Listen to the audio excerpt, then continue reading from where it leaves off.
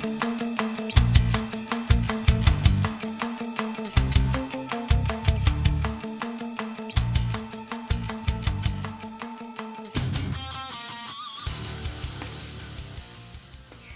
guys, welcome to Discover Music. As you see, my setting has changed. I am now in college, and so you'll be seeing videos posted from here. I'm sorry I haven't been able to post in a little bit. I've been a little busy with schoolwork and stuff, but I thought I'd give you guys a review today. And today, we'll be talking about the second studio album from a band called 36 Crazyfists, entitled A Snow-Capped Romance. Now, this album was released on March 16th, 2004, and this was an album that really brought this band to the spotlight. This album was featured in the film Resident Evil Apocalypse, and well, a lot of the singles off this album. So let's get to the personnel of the album. The vocalist is Brock Lindau. The guitarist is Stephen Holt. The bass guitarist is Mike Whitney, and the drums is Thomas Noman. And this album, for me, was the very first one I heard in full by 36 Crazyfists. And the single was the first song I ever heard of it, Bloodwork. And I must say that this album has ups and downs, and that's what we're here for. So let's get right into the album. So the first track off the album is At the End of August. And this track is a pretty decent track. It shows both the screamed and the clean vocal capability of Brock, and it shows the diversity of the band. And I don't know if he did it all too well, because this album in general shows a more cleaner vocal side of Brock. And for the first song off the album, for the first impression of the album to be a very hard one, I was a little iffy on that choice, but it's a solid song. The next one is The Heart and the Shape. Now this song is a very good song. I recommend you guys listening to this one. The Heart and the Shape shows a very clean side of Brock, and it shows the true metalcore side of the band.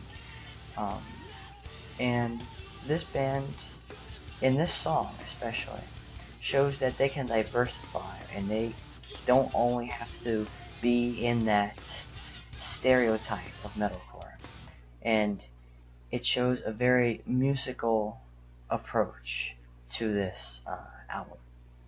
Now the next song is Bloodwork, which to me was the best song off the album, and it's the very first song I heard from this band. And I don't know if that's made me biased to this song, but it has held up very well throughout the years and through every listen I have put into it. The next song is called Kenai.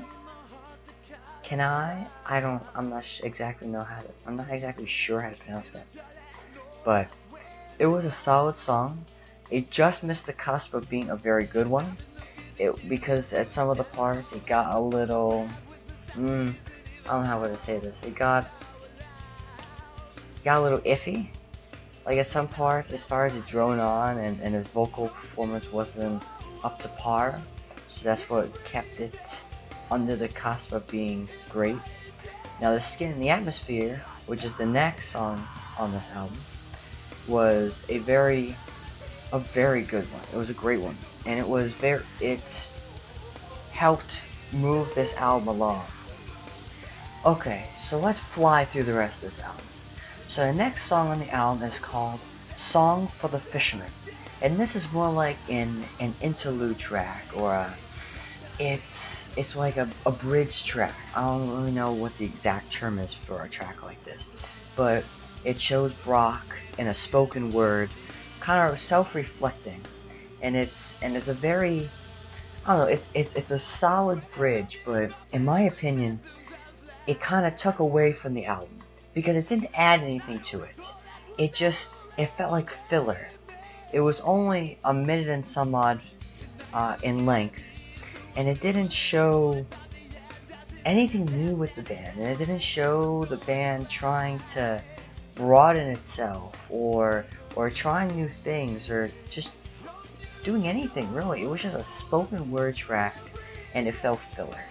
Okay, the next song is With Nothing Underneath, and this song was by far the worst song on the standard edition of this album. It just had such forced, harsh vocals, and a lot of it was unnecessary, and the lyrics were very subpar, and it didn't flow with the album. It really took away from the total experience on this album. And I really don't want to listen to that song again. So the next song on this album is Destroy the Meta. Now this one goes back to more of a cleaner style of singing for Brock and for this album, and it really works well with this album. I think it brings it back to the flow that songs like Song for the Fisherman and With Nothing Underneath kind of detracted and brought it away from the flow that this album had at one point. And so the next one is Installing the Catheter. I recommend you guys listen to this song too. So this song still brings the general gist of the album, and it furthers it, and it has some pretty cool lyrics, and is a pretty cool atmosphere on the song, and I do recommend listening to this one. Now the next one is Cure Eclipse, which is the final cut. I believe it's the final cut on the standard edition. No, it's the 10th song on this album. The next one is the final cut. Now Cure Eclipse was a better than average song. There's not much I can say about this song. It's not very memorable, and it doesn't like stick to you, but it's a pleasant listen off this album. Now this one's the actual final song on the standard edition of this album is Waterhaul, and it's an instrumental. It's a complete instrumental. It has no lyrics on it, and I'm very torn about this track. Now the instrumentals are above par, and it does show and feature some good instrumentation and musicality, but on an album like this, I don't see it fitting in very well, and it doesn't advance this album anyway. It doesn't carry this album. That's why I look for it. Like, do the songs shape the album, and do these songs bring anything new to the table, or improve upon what was presented in the previous song, and does this album build upon what is presented in the previous album. Now let's go to the bonus tracks. Now there's 2 bonus tracks on this album. One is called Workhorse, which is a cover of a Cast Iron Hike song, and the original song was really bad, and this song and this cover did nothing, and I mean nothing, to improve on that original song. And it's for the whole album, deluxe and standard, it really is the worst song on this album by far. Much worse than With Nothing Underneath. So, a failed track, and it really brings the whole integrity of the album down. Now, the last song on the deluxe version, and what I'm going to be talking about with this album, is a cover of Cat Stevens' Sad Lisa. And this track really does Cat Stevens' song justice. They really do this song well. 36 Crazyfists capture the elements that Cat Stevens has in his original song, and they bring it to the metalcore scene. And it's not even a metalcore song how they renditioned it. It was more of an acoustic version of metalcore, if that makes any sense.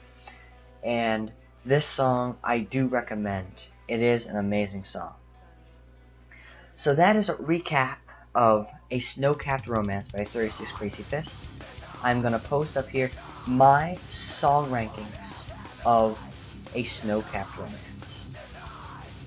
Now, as you see from the rankings, that I listed a few of these songs up at the top, and the top tier songs kind of stood on their own.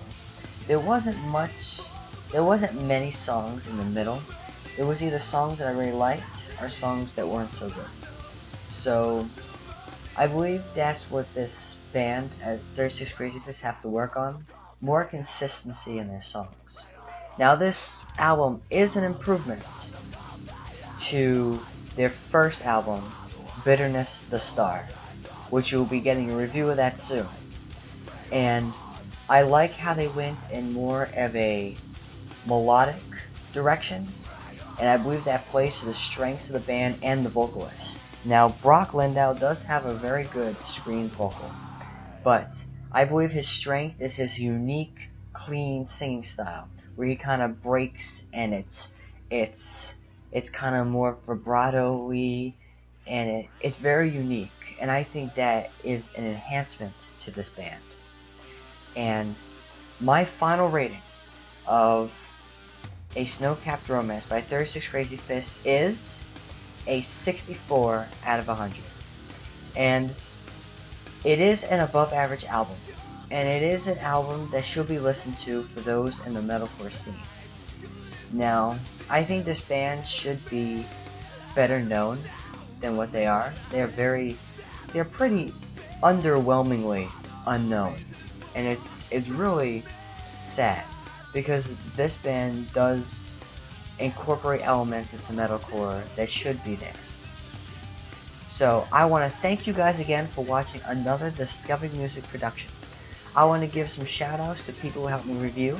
I want to give a thank you to Alex and a thank you to Anthony for helping me review this album, and I will put their album reviews, their song rankings, and their overall score down in the description below. Hey guys, thank you for watching another Discover Music production. I am so glad that you guys stopped by and saw what we had to say and listened to this album review of 36 Crazyfists. And I hope you stay tuned for our next album reviews. We have one coming to you that is different, and we have more discographies that we're going to finish. So stay tuned, and I'm sorry for the long wait for this video, and I'm going to try to be a little bit more consistent and a little bit faster with my video uploads now that I'm pretty settled in college and everything like that. So expect more content, and have the content going out to you much faster. And thank you for watching the Discover Music production. I will see you in the next video. Rock on, guys.